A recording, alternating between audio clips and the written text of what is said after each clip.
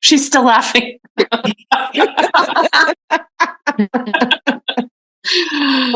That's so funny.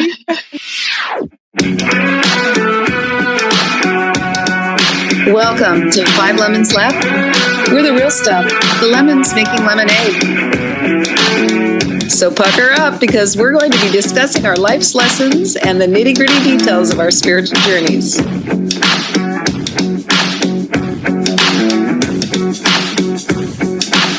Hey y'all, I'm Amanda. And I'm Drusilla. I'm Melissa. Hello, this is Morgan. And I'm Penny. Welcome to our podcast today. It was the night before Christmas. And all through the house. Not a creature. A family was gathering for a holiday feast. Only to have resentments flare up? What? Perhaps someone is holding a resentment. What? Perhaps the host is insisting that everyone dress in red, but you like blue. What do you do when tensions rise up? Are you expecting people to behave differently than they usually do? How can you lower your expectations, or how can you hold someone differently than they really are and still hold your boundaries? Well, let me tell you a story. Based on what you just said, Miss Amanda. Oh my gosh. So when we get together for the holidays, it's just my brother, myself, my husband, my 2 daughters, my daughter's husband, and then some friends, because we don't have a lot of family that lives around us. And it's at my house. And we provide all the food and do all the cooking. And because that's kind of, okay, that might be our control. Okay, I'll just come on record and say we get to control the menu. Though some people do bring things as well. Anyway, so inevitably, my brother will show up and he will start telling us how we should be cooking when we've been cooking for hours already. And we've done these are tried and true recipes that we've been doing year after year after year. We really don't need to be told how to cook. And do you have an expectation that he'll do it differently this year? I pray for that.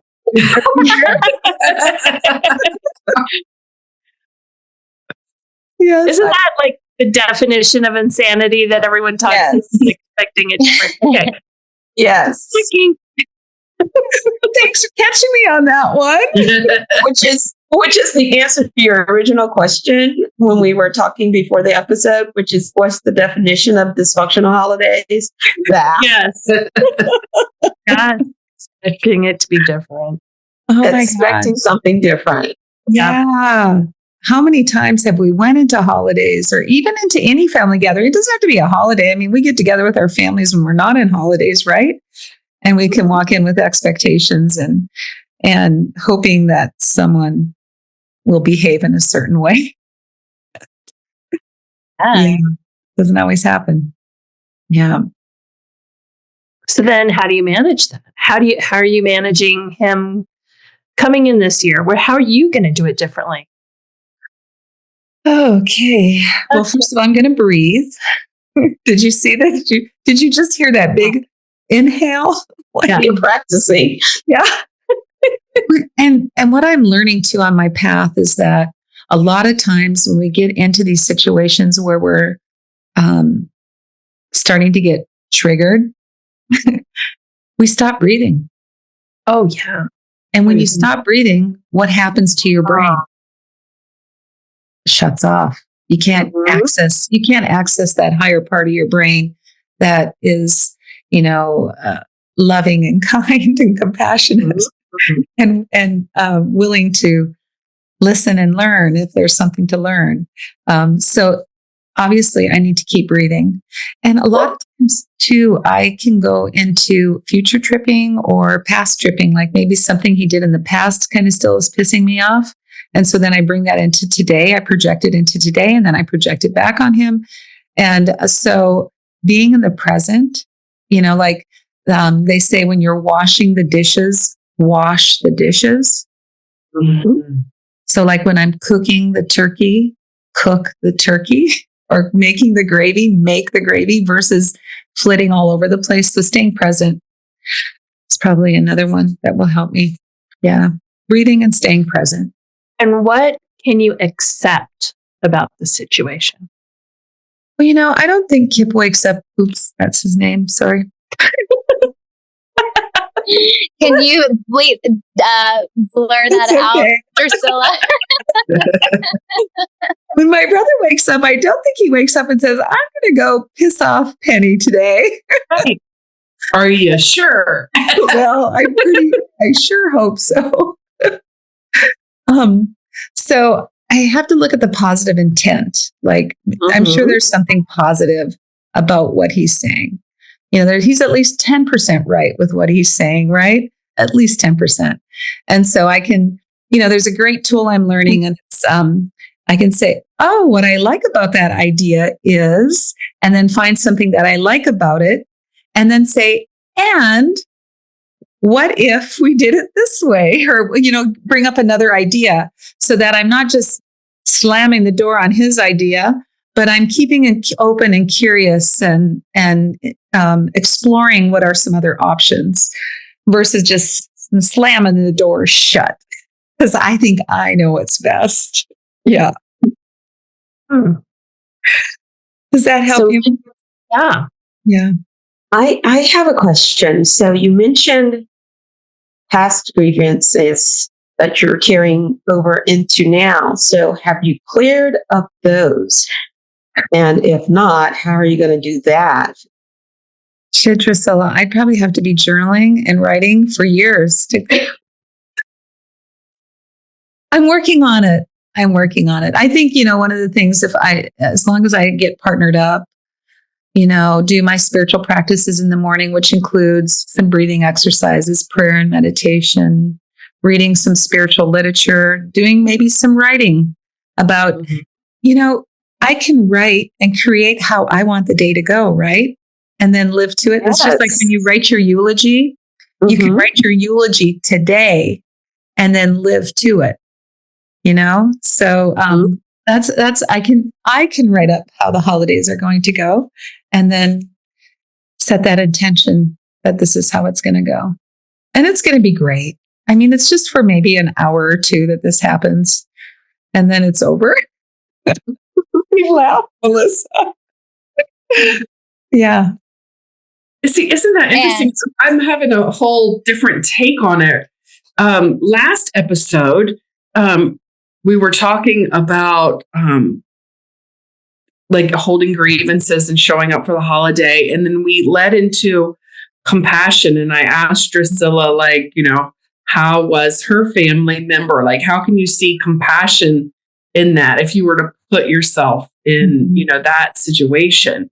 So Penny, with your brother showing up like that and wanting to contribute, so I'm not involved in it and it doesn't happen to me every time. So it's easier for me to go into compassion because I don't have the baggage, right? But what if he's a little uncomfortable and just wants to relate in some way, That's a really good point. Yeah. He just wants to be a contribution. Don't we all want to be a contribution? Mm-hmm. Yeah.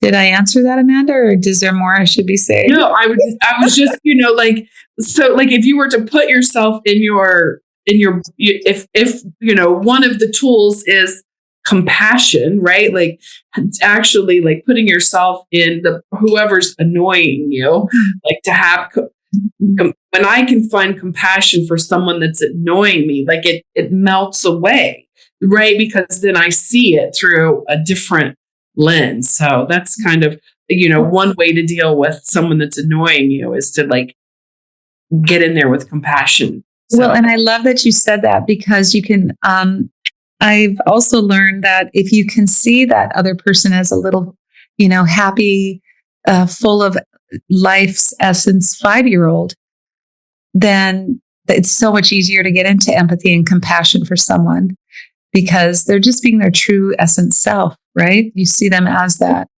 And so that is another thing that heck, I was 12 when he was born. So I can remember when he was a 5-year-old. I thought he was the funnest little kid in the whole wide world. And so, yeah, that's a really good point.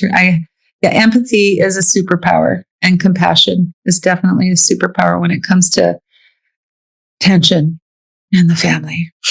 Well, and if you can have compassion for his annoying behaviors, then it makes it easier to have self-compassion because we all have personality flaws that we hate about ourselves. And most of them stem from childhood behaviors and defense patterns that we learned. So bringing back the childhood thing, That's a really good point, Morgan. One time, I think I've shared this story in an episode before, but a woman was just really like barging in and controlling a situation when I thought, hey, what's going on here? Am I chopped liver? And when I was sharing that with a mentor of mine, she said, well, when those situations, like with my brother telling me how to cook the food, I can just say, and I think it's kind of maybe I'm going to put a word on it, judge or controlling, like he's trying to tell me how to do things. I can just say to myself, thank you, God, for showing me once again what control looks like, because that is not how I want to be. And so I can remember to do that too. Just thank you for showing me. Yes. Penny, I'm glad you said that. That's a great bridge to what I was thinking. I said, this is a big one. So I'm going to have to think about how to pose this to Penny. So how do you feel about relinquishing control? Whatever he says. Yeah, we can do that. Everything. She's walking away from Everything. podcasts. Everything. I just have to get my daughters on board. Drusilla, that is something to think about. It is. Where are you? It's not for him, and it's not to change his behavior. It's for you. And it always is, right? The lesson is always for ourselves. Anything that annoys us is really a red flag. Okay, pay attention. Yes. You got to learn something right now. Yes. That's a really fascinating. Like, how would it feel? I always get those. I get this really strong feeling when somebody tells me about giving up control over something like that. Like the same as with me planning this family reunion. And like, if somebody says to me, oh, just let it all go. Like, it feels like, oh my God, it's so strong inside. But I've gotten to where I'm really good at doing that. So I thought I would say that to you and be like, it would feel really good if you got over that little, probably just 5 minutes of funkiness that you feel. Let him do it. Whatever he asks, this Thanksgiving, let him do it. Okay. Interesting. The control. Or even, like, oh, it's not even me. And I'm like, the what? But sometimes I wonder what it would be when like I think about that, let them, what did you say, Vinci? I can't even remember what you said. Well, whatever he suggests, just say, yes, we can do that. Yeah, let's do it. But this is probably where my work lies. I know, not probably. It is where my work lies. But I'm like thinking, well, then am I acquiescing? Am I just giving in? Is it, And if you do, and if you are, what is that a problem? Yes, damn it. I'm on your side, Penny. I'm on your side. Well, and I was thinking, will you come over and cook with me? Yeah, you're going to be eating alone. I was thinking, why don't you just call him before Thanksgiving? He works with me. Yeah, go take the podcast over and ask him. No, don't do that. But ask him, hey, I know you're going to, I know you want to do certain, you have a certain opinion, maybe not say that way, but like, hey, what do you think we should do for the mashed potatoes this year? Oh, Yeah. I like that. And get him engaged before, and you can still cook it with your daughters alone until he shows up. But like, he's going to feel like, I mean, maybe he just wants to be a part of it. I know. Maybe you get him his very own apron, and when he comes into the kitchen, like make him your sous chef. Yes. My daughters don't want him in the kitchen. And ask him what he wants. Ask him how he'd do it. How would you do it? How do you want to do it this year? And we'll get it ready for you, or something like that. So you don't have, you keep him out of the kitchen, but because you can't have too many cooks in the kitchen. Yeah, right. But I like you're that. anticipating how it's going to be. Mhm. I really like that. And I think that's a good baby step for Penny because she's not trying to relinquish control just yet. And it's not just her, right? Because what we just did is we just put it back on him because that's going to be, even though you're using it, you're still having control, right? Where the goal is for you to let it go. Yeah. Yeah. And also, we have to recognize that we all just went into fixing this situation. We went into fixing instead of going back on our spiritual practice, right? So we're all human. Like, isn't the practice not to try to fix it? Like, we're all expressing our own way to control Penny's situation. You're so right, Amanda. But I'm okay with that. Maybe I didn't ask for suggestions, but I'm always open for suggestions, ladies. I just want you to know that. So I'm okay. Yeah, and we're in the episode we're talking about the tools, right? And how someone out there who's listening might be able to go about handling a similar situation. Yeah. Yeah. Well, this has definitely given me a lot to chew on.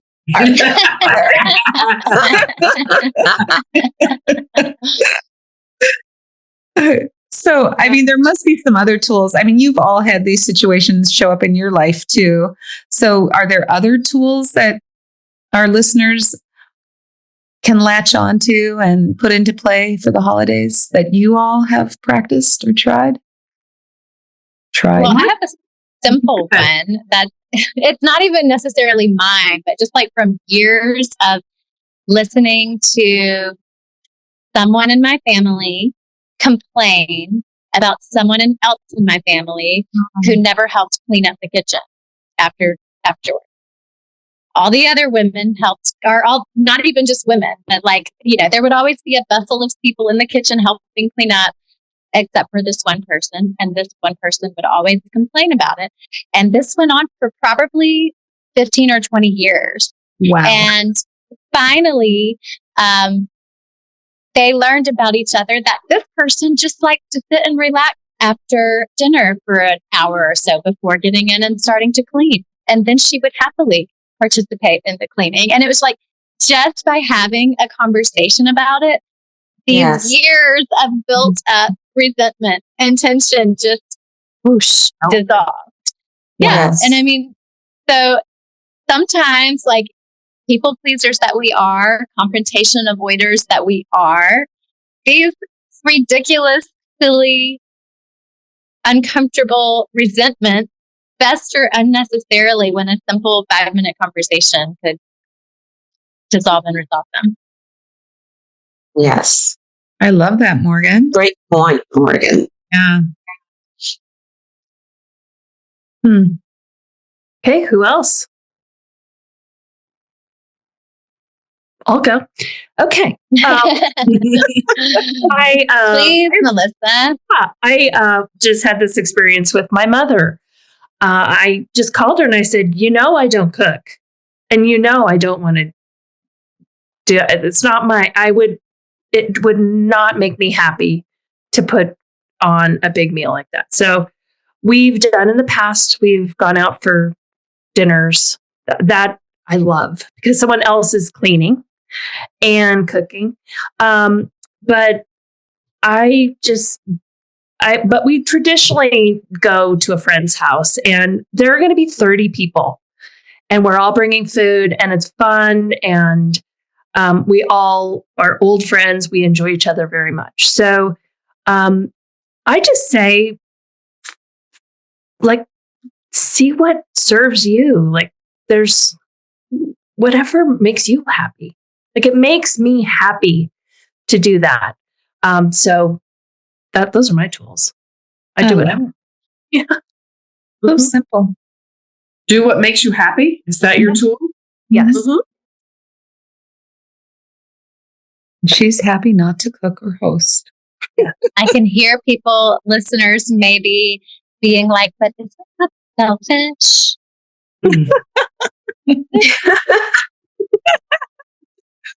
Is that really loving? Yes. Yeah. That's a good question. It is, but I could see how that, like, until you said that, I would never thought to question, is it loving? Mm-hmm. You know why it's loving? Self-love.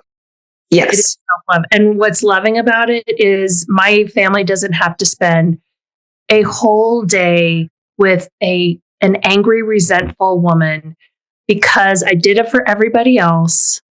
I mean, it would be different if I didn't have options. Like, I have an option to go to friends' houses. I have an option to take my family out to eat.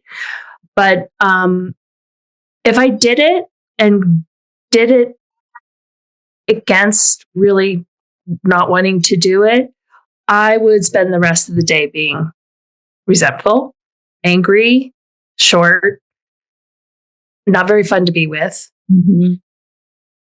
And that doesn't usually just end in the day. Like, I'll wake up with that doesn't feel loving. Showing up that way doesn't feel loving. No, that's the loving. Abraham would say that's not in alignment. You're not in alignment. Right. Mm-hmm. Yeah. Whether you're saying it out loud, like, that is the vibe. Like, people can feel that, right? Yeah, even if they can't put their finger on it, it's like setting the tone. Yes. Mm-hmm.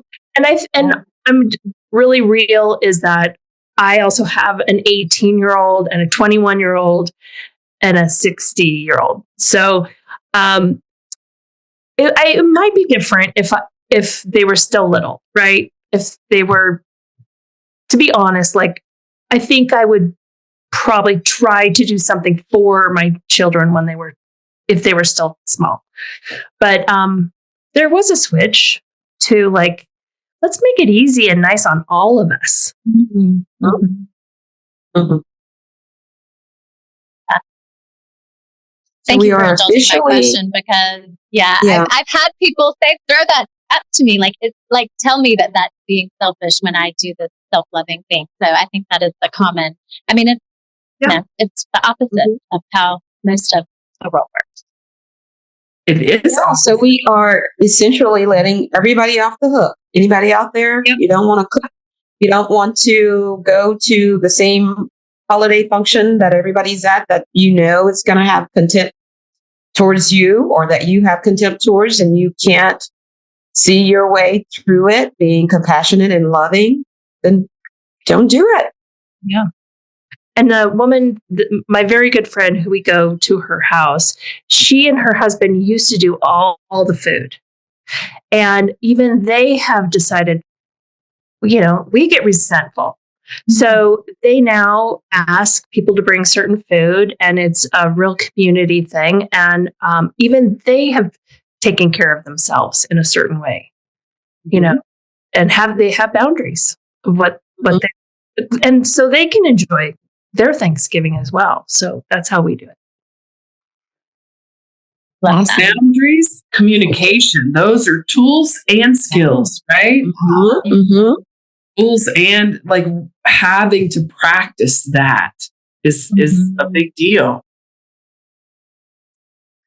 Who was talking about communicating your boundaries? Someone was saying something about just saying. Morgan was talking about having a simple conversation with what's going on. Yeah.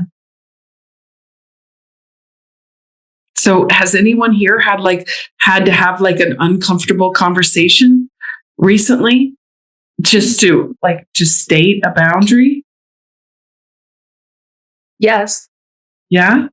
Yes. Ooh, tell us. Well, my mother is, I'm in Colorado. My mother's in Colorado. And so I'm her only child here. And so I was putting off calling my mother and saying, this year I'm definitely going to my friend Sarah's, because I knew she wouldn't go. Because 30 people I knew is going to be an immediate no for her. So I had to call her and tell her, this is what I want to do. Even though you're going to be alone, you have an invitation to go. You know everyone who's going to be there. You can come over all day long before we leave, like 1 or 2 in the afternoon. You can help me. We can go have breakfast. I was planning some other things, or you can come Friday and then we can hang out. And she was upset with me. And it was hard. It really was. Because I feel responsible for her. But she also makes the choice not to do what we're all going to do, because she doesn't want to be around that many people. Mm-hmm. So, yeah. So it was really difficult. Yeah. And she's also making the choice not to come over and hang out with you before, or, come over earlier. So she's making a choice. What did you do before you made the call besides you throw up? I put it off 2 weeks. You just called her yesterday, huh?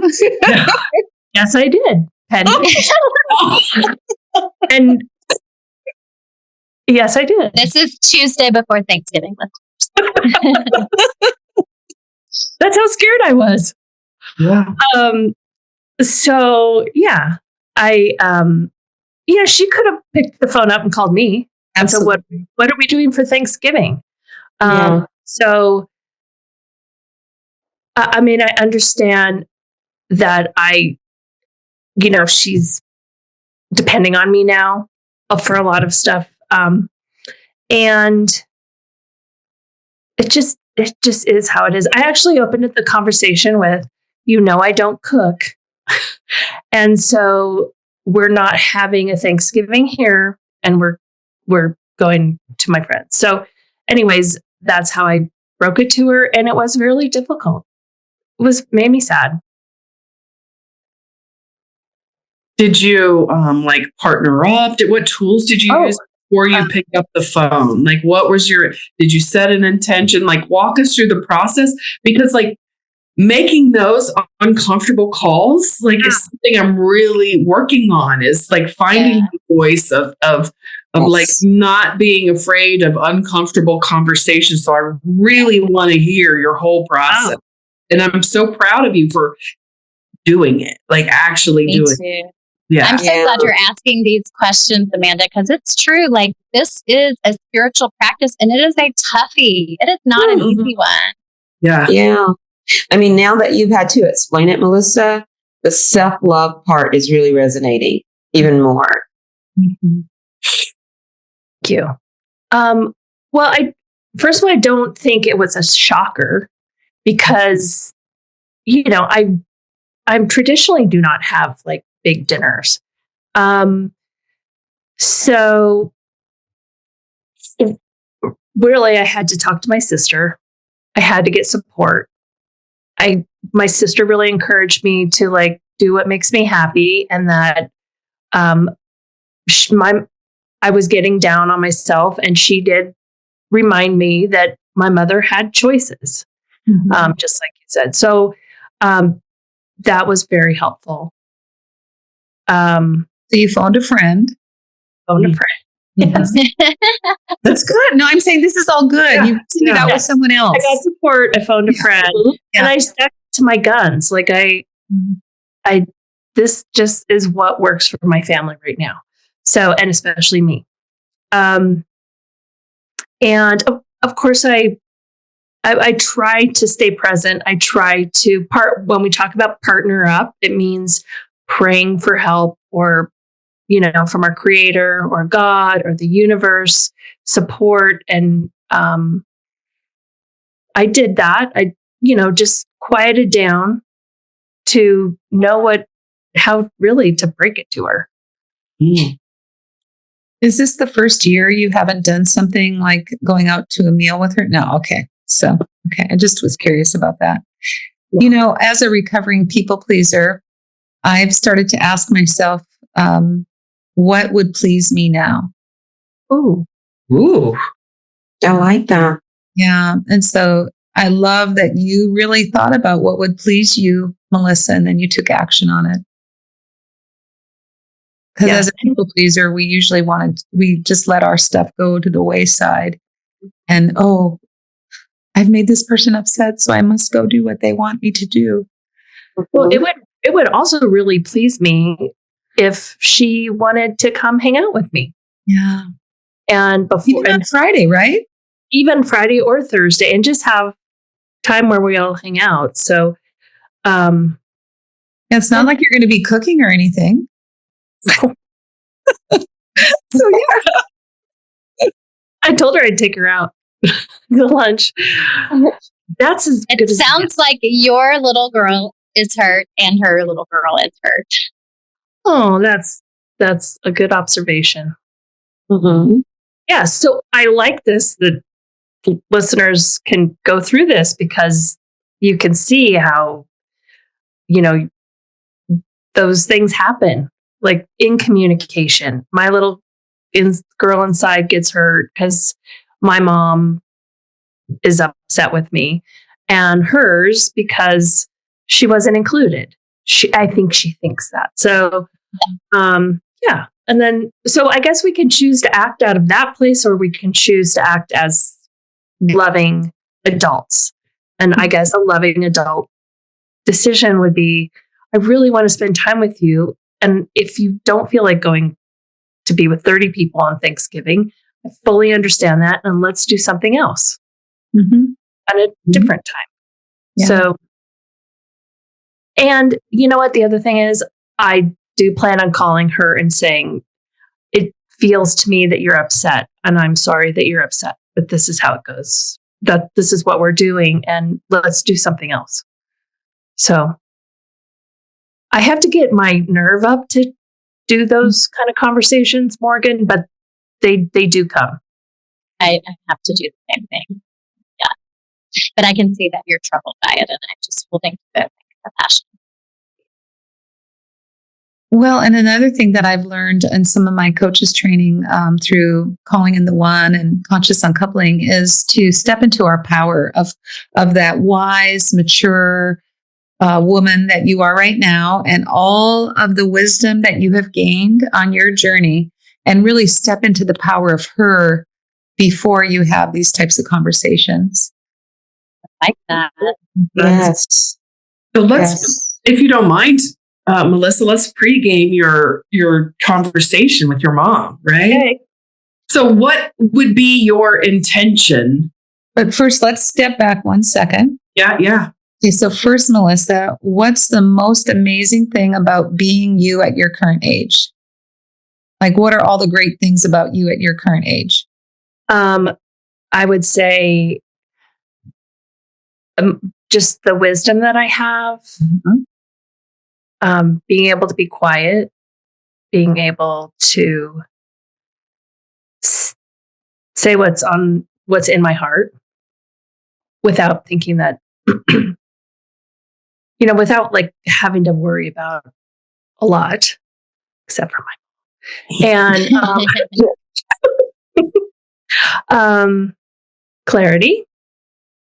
I have a lot of You're really creative. You're so resourceful. I mean, this is just things I know about you. What else? Anybody else know something about Melissa that she's not said? She draws the best out of other people and sees the strength of other people and helps to draw them out of them. Yeah. She shows up for her friends, right? Mm-hmm. Very compassionate. Very compassionate. Yeah.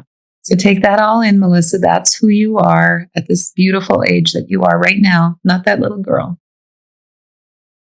Now set your intention for this conversation with your mom. I would say my intention is to remind her how fully loved she is. That's powerful.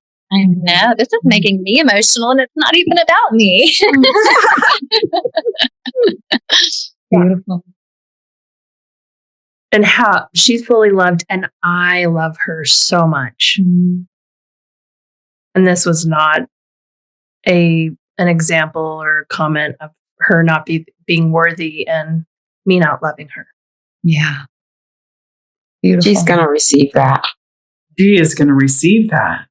Mhm. When we're done recording, you might want to call her. Yeah, now that you're in this high vibration. Yeah, I hope she answers. Yes. It's any conversation that's founded in love, right? How much I love you. Yeah. Mhm. And it's part of your intention to offer her some options to hang out with her. I have, and she has said let's do something on Friday. So we already have some tentative plans, but then we hung up the phone. It still was very sticky. Right. Yeah. You can feel the sticky, yeah. Yeah. So yes.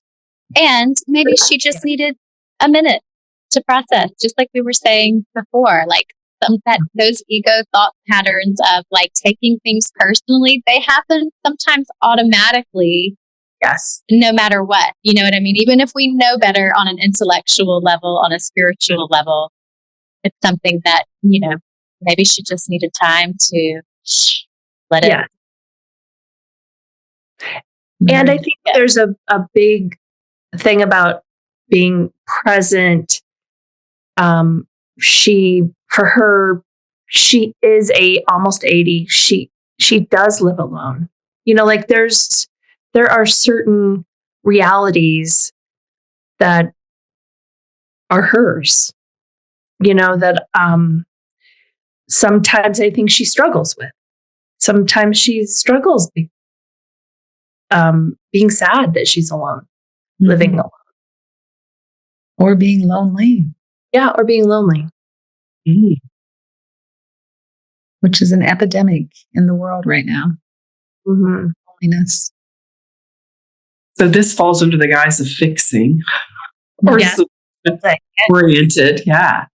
Would she want to come early on Thursday and spend the night with you? Like, I don't know if that's even an option, but so she is with you and then she doesn't, and then you'll be with her the whole time, right? And then Friday, do whatever you do. That's a very solution-oriented, fixy type of comment. And take it for whatever you're allowed. You're allowed. Yes.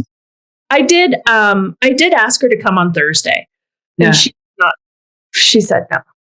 Yeah. And going in with your intention of love, like just like Morgan said, now she's had a minute to process, right? Like, I love you, Mom. I want to spend time with you. Do you want to blah, blah, blah, right? We want you to. Mm-hmm. And that is just the height of boundaries and communication. I'm getting all chilly all over. Mm-hmm. Yeah, it's good. Thank you. I didn't know this was going to come up. And thank you for helping me walk through it because it has been weighing on me. I think it's such a relatable experience. I'm so glad you shared it with us. Yeah. Yes. Thank you. And I want to tell you that I did know I should have called, but I was not calling her because I didn't want to get in trouble. That little girl didn't want to get in trouble. No. The 54-year-old didn't want to get in trouble by her mom. So I didn't call I probably should have called last week. And should on yourself. You could have called. It could have. Yeah. You're right. It could have. Yes. Mm-hmm. Yeah. Our language is all going to work out perfectly. It will. Yeah, it will. But, and I just want to say that our language is really important as we work through things. You're It's right. really important, the words we use, because the universe wants us to have everything we say. Yeah. Yeah. And by you saying could, Penny, I felt the shift. Mm-hmm. Definitely did. Yeah. It's less judgmental. Mm-hmm. So I really want to recap the uncomfortable conversation story, right? For me. Okay. I really want to recap it. So the first thing that Penny did was like get you in your power. So like the first step is to be in your power and remind yourself of who you are, right? And then the second step is setting a clear intention, grounded in love. And Melissa, you were really good at that. Thank you. I want to say that first step is not an easy one. I think for a lot of people, like you had a team of people to help reflect to you the things to love about you. But like, yeah, I think that doesn't come naturally or easy for a lot of people to be able to recognize. All the more In reason themselves. to do coaching with Penny. Yes. I mean, I know.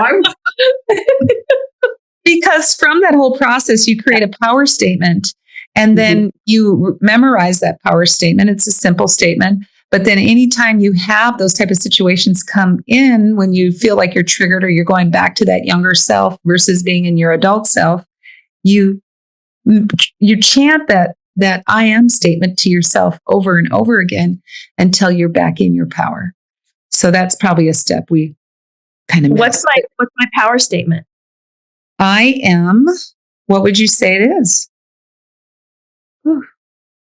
I am present, wise, and compassionate. Yes. Mm-hmm.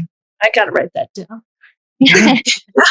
And for anyone that is going, yes, I want to work with Penny, her contact info is on our 5 Lemons Laughing website. I think it's .com. I can't believe I don't know that. Is it .com?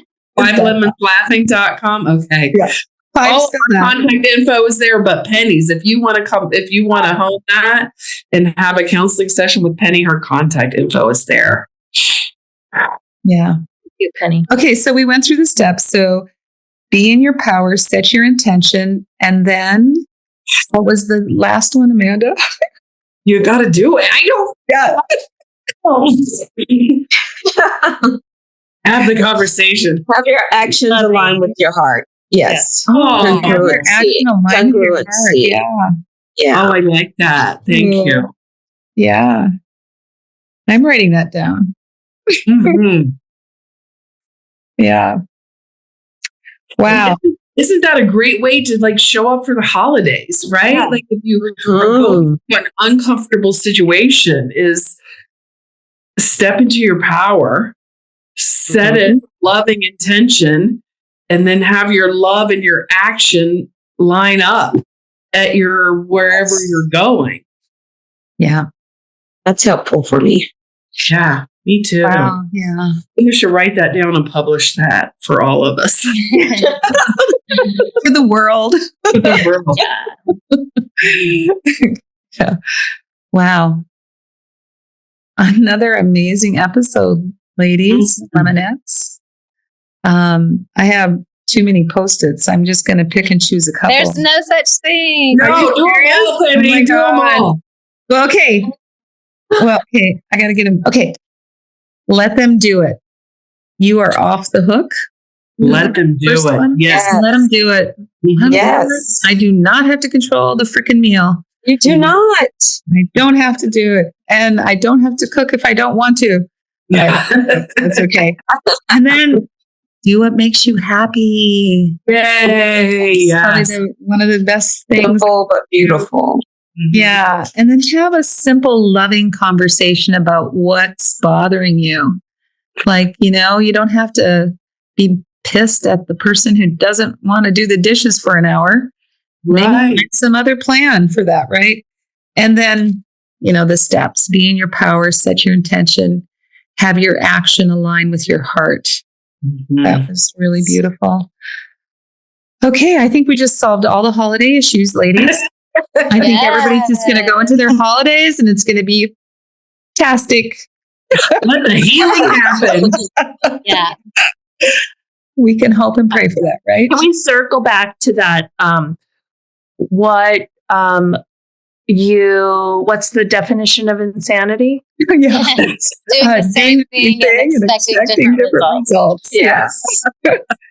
Let's try to step out of the insanity circle this year, everybody. Yes. Yeah, let's just step out, interrupt the pattern, align your actions with your loving heart, and just go have a really freaking amazing holiday season. Yes. I mean, there's lots of parties we're going to, right? And lots of events. And so you can make If we want to. Yeah. Yeah. Thank you. Thank you for that, Morgan. That's absolutely right. Do what makes you happy. Okay. Just do what makes you happy. So with that, we love you. Listen to us on all the podcast platforms. Send us your comments or ideas for episodes. We're totally open and we'll squeeze that lemon for you around that topic. And yeah, so just go make it a really great rest of your day, and more will be revealed with everything that we've just discussed next week. Have a beautiful day. Bye, y'all. Bye.